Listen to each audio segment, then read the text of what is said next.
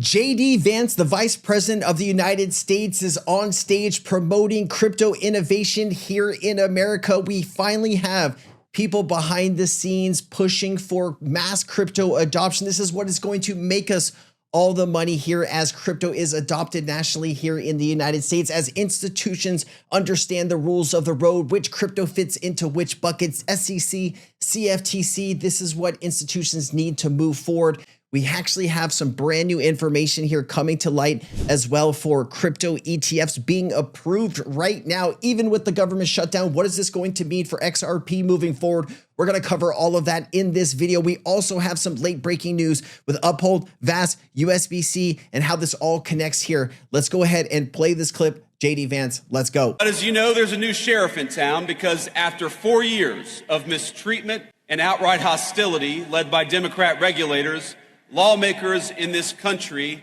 have a choice. Will we lead our nation into a future of financial sovereignty, of innovation, and of prosperity, or will we let unelected bureaucrats and foreign competitors write the rules for us? And I'm here today to say loud and clear, with President Trump, crypto finally has a champion and an ally in the White House. In our administration, we understand the full potential of the digital assets industry, not just as an investment, not just as a flashy technology, but as a symbol and driver of personal liberty for all our citizens. And we are dedicated to seeing that promise fulfilled. The way that we see it, the people in this room are the digital pioneers of the American economy.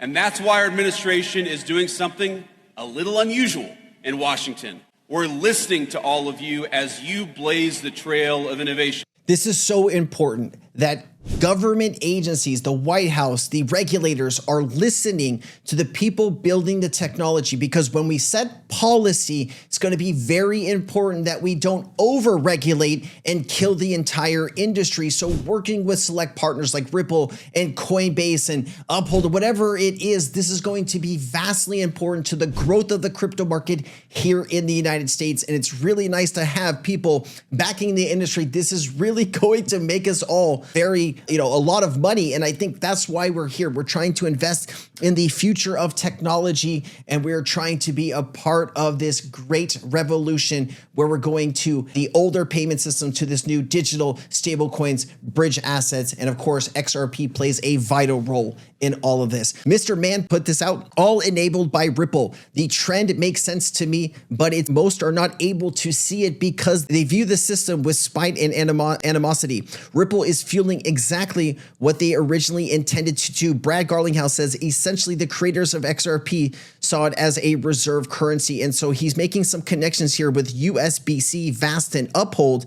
Here is the big partnership and announcement. He also put out this tweet: USBC partners with Uphold, which acts as a liquidity provider to Ripple's RLUSD tokenized US dollar deposits at Vast Bank. CEO of Vast is Greg Kidd, formerly Chief Risk Officer, and must comply with Reg E, which enables XRP. Uphold's core function is to provide the crypto liquidity that Ripple needs to facilitate its cross-border payments. The collaboration emphasizes a regulated approach in key markets like the UK, Europe, and in the US, which adds credibility and stability to the payment infrastructure. Uphold was named the exchange partner for Ripple stablecoin RLUSD upon its global launch in December 2024.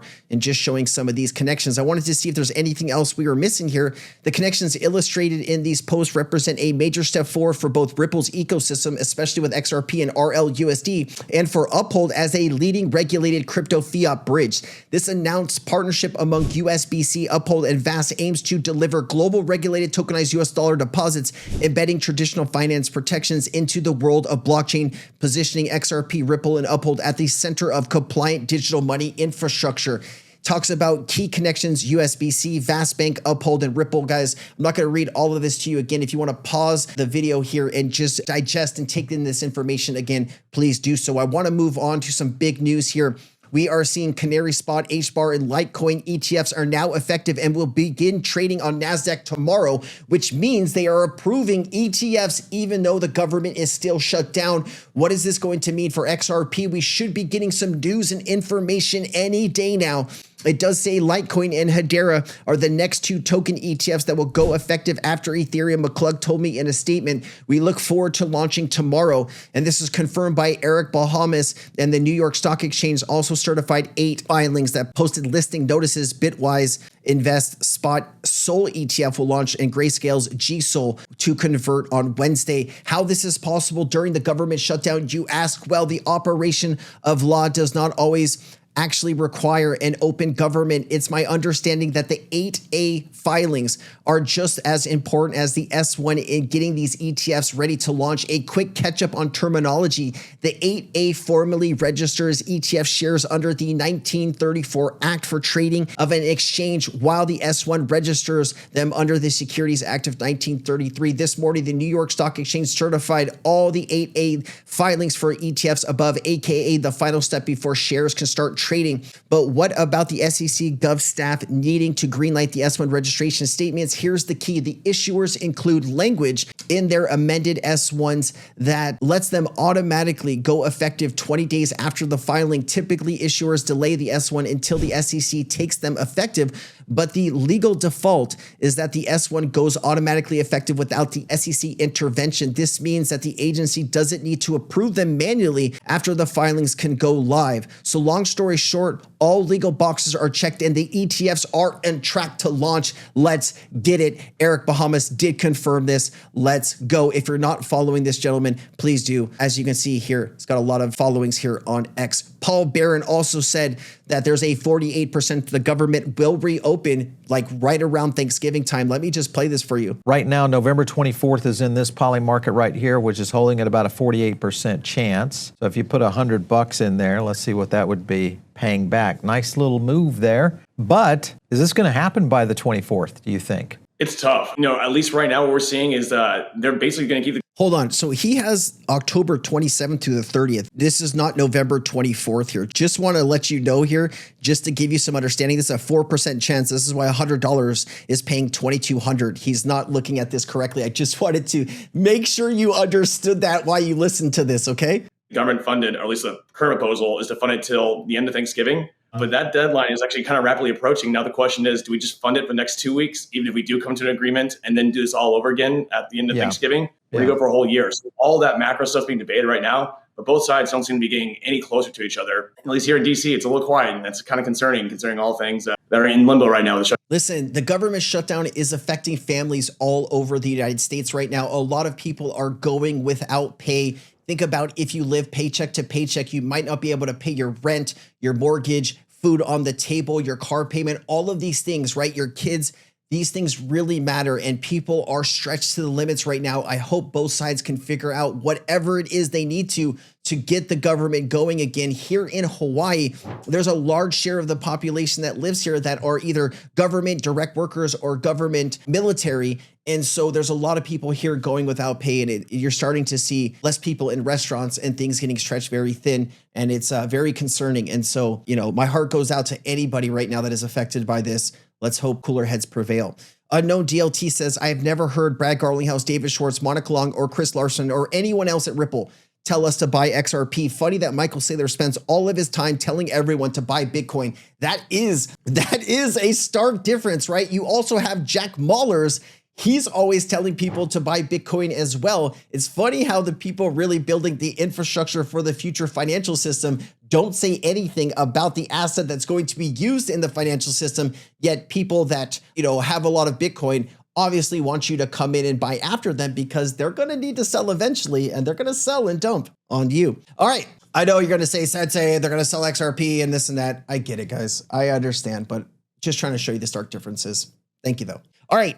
Chad Steingraber does have some fire posts here. He says trillions. No, I say quadrillions in tokenized assets, the XRP ledger. When we are talking about growth here, guys, look at some of these things that are going to be tokenized. We talk about stocks, bonds, derivatives, equities. We talk about real estate. We talk about debt, lending. All of these things can be on blockchain. They will be on blockchains. You also have different funds, fixed income. We talked about equities, real estate, other alternative investments and real world assets. You talk about deposits, stable coins, lending and credit, treasury and liquidity, derivatives, and alternate investments, PE and hedge funds. It is all coming. You're talking about, what is this? Hundreds of trillions, if not quadrillions of dollars coming on chain over the next few years. What really is going to set the tone here and how quickly this can all happen is if all of these countries can get the regulation that they need in order to have this value and transacted via blockchain. When something is sold, how does the ownership of that particular thing that is sold move in the legacy world as well as on blockchain? How is that recorded?